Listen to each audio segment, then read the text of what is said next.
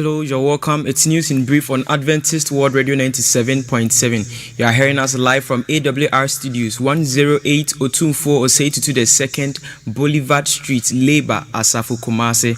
We are streaming live both on Facebook and on YouTube. Awr Kumasi 97.7. You can also go to our website on www.awrkumasi.com or download the Radio Garden app on Play Store or App Store to access this news. We bring to you news both local and international that have been carefully selected and meticulously scrutinized by all our able producers and editors to the service of you. Let's get to the headlines first. United Nations honor Ghana's ASP Alison Raji Atuluk for exceptional peacekeeping service. Also in the Ashanti region, 3 dead and others injured in fatal crash at Ohene Nkwanta. Police officer killed as masked gunman attacked Sampa. And some of our international stories: 7 Al-Shabaab militants killed in deadly prison attack in Mogadishu.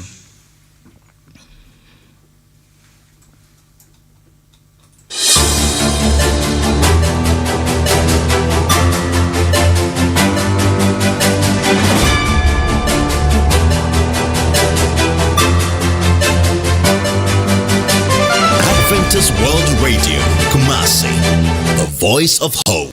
Now the details. Assistant Superintendent of Police Alison Raji Atuluk of the Ghana Police Service has received international recognition from the United Nations for her outstanding contribution to peacekeeping efforts in the Central African Republic. ASP Atuluk, who currently serves with the United Nations Multi-Dimensional Integrated Stabilization Mission in the Central African Republic, was presented with a certificate of recognition for her leadership, professionalism, and dedication to duty. She made history as the first female police officer to command a UN parade in the Central African Republic, a role she executed with remarkable precision and discipline. The Inspector General of Police of the Central African Republic presented the award to her during a ceremonial parade, acknowledging her commitment and positive influence within the mission. Beyond her peacekeeping duties, ASP Atuluk mentors female police officers in the host countries, helping to build local policing capacity and inspire confidence among women in uniform. Expressing her appreciation, she said her work reflects Ghana's commitment to global peace and empowerment of women in security. The Ashanti Regional Chairman of the New Patriotic Party, Chairman Bernard Enchibosiako, popularly known as Chairman Wontumi, is expected to appear before the Criminal Investigations Department of the Ghana Police Service today, Monday, October 6, 2025. His appearance follows a directive from the Attorney General and Minister for Justice, Dr. Dominic Ayini, who warned the NPP chairman would face arrest if he failed to report, as charges against him have already been signed. The case involved Akunta Mining Limited, a company linked to Chairman Wontumi, which is currently under investigation for alleged illegal mining activities. The Attorney General has indicated that the probe had stalled earlier because some key case documents were hidden under the previous administration. Speaking ahead of the scheduled meeting, Chairman Wontumi's lawyer, Andy Apiakubi, confirmed that his client would honor the invitation and described the Attorney General's public warning as unnecessary. He emphasized that Chairman Wontumi has always cooperated with the police and has no intention of disregarding the summons, stating that they will report to the CID headquarters in Accra at 10 a.m. as required. 3 people, including a mother and her son, have lost their lives in a tragic accident at Ohene Nkwanta on the Awr Kumasi highway in the Ashanti region. The incident occurred on Sunday when a BMW with registration number GE 4700-20 collided head-on with a Toyota Yaris taxi registered AS 3861-24 near the Rider Iron and Steel Company. Reports indicate that the BMW, which was heading towards Accra from Kumasi, made a wrongful overtaking attempt leading to this deadly crash. 2 occupants of the taxi, The driver and the passenger died instantly, while a female passenger passed away later at the Hope Care Hospital in Odumase. Several other passengers on board the BMW sustained various injuries and were rushed to the same hospital for medical attention. The bodies of the deceased have been deposited at the Konongo Government Hospital morgue for preservation and further investigations. The president of the Ahafo Regional Chief and Paramount Chief of Ntotroso, Berima Chireko Ampim III, has urged teachers to promote Ghana's cultural values in schools as a way to discourage students from engaging in same-sex relationships. Speaking at the Cultural Week celebration of Ola Girls Senior High School in Kenyasi No. 2, the chief said that strengthening students' understanding of traditional customs and moral values would help protect them from foreign practices that conflict with Ghanaian culture.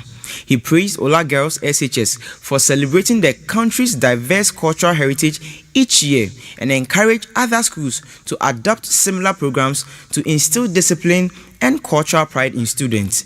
Berima Chireko Ampim emphasized that young people who are firmly rooted in Ghanaian culture are less likely to be influenced by external ideas that undermine traditional values.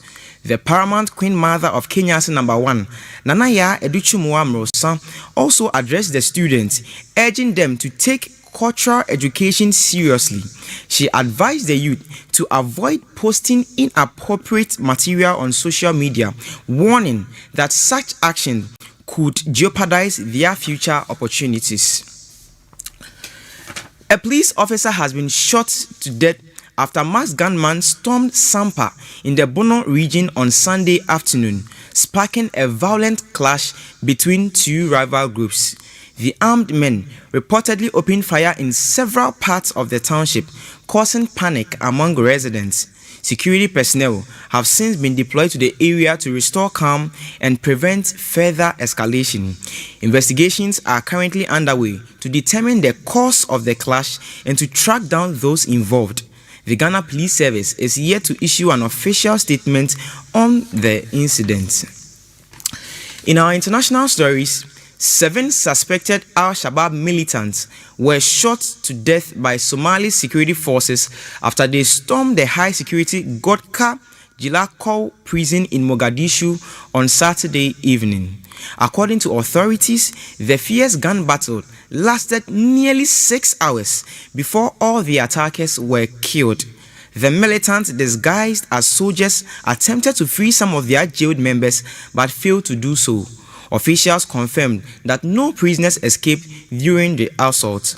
Eyewitnesses report hearing loud explosions and heavy gunfire near the prison, which is located close to the presidential palace. One resident, Halima Hassan, said many people fled in panic as the attack unfolded. Ambulance service says they transported about 25 injured people to nearby hospitals, though the exact number of casualties among security forces remain unclear.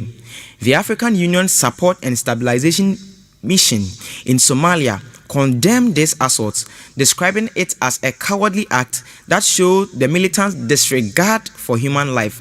Ambassador El Haji Ibrahim then noted that the group's actions were to attempt to undermine recent gains made in peace and security in Mogadishu. The attack occurred just hours after the Somali government removed long-standing roadblocks in the capital, barriers that had been criticized by residents for disrupting traffic but had also played a significant role in preventing such military incursions.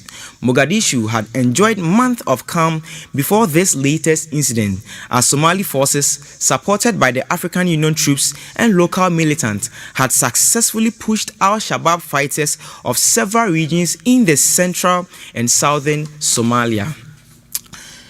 A major rescue operation is in progress on the Tibetan side of Mount Everest after a fierce snowstorm trapped nearly 1,000 climbers and trekkers on the mountain's eastern slopes. Authorities say hundreds of rescuers, including local villagers and also professional rescuers teams, are battling through the thick snow at altitudes over 4,900 meters to reach those stranded. So far, about 350 people have been rescued and safely guided to Kudan town, a small settlement nearby. The heavy snow, which began on Friday evening, intensified through the weekend, making rescue efforts extremely difficult. Some hikers have suffered from hypothermia after their tent collapsed under the weight of the snow. Some of the trekkers, identified as Chen Gunshen, said the conditions were unusually harsh for this time of the year. He noted that their guide had never experienced such weather in October and that the storm struck suddenly. Officials have since suspended all ticket sales and tourist entries in the Everest scenic area as rescue efforts continue. The region is currently facing severe weather conditions, with neighboring Nepal also hit by heavy rains that have triggered landslide and flash flood, killing at least 47 people in the past 2 days. Meanwhile, parts of China are also dealing with Typhoon Matmo, which has been forced to displace 150,000 people. Also in Mount Everest is the world's highest peak, standing at 8,849 meters, which continues to attract thousands of climbers each year, despite this dangerous terrain and unpredictable weather. In recent years, concerns about overcrowding, environmental damage, and fatal accidents have increasingly come under the global attention. This ends our news in brief on Adventist World Radio 97.7. We are grateful to all our listeners, our hearers, our viewers, and also the crew. If you want to do business with Adventist World Radio, you are welcome, being it the patronization of your event, of your product, of your institution. You can call us on 020-354-0000 or on 020-352-7777. You're also free to donate. This is our mobile money number on 054-101-2923, and the name is Adventist World Radio. The news was presented by Ejapon Stephen Frimpong.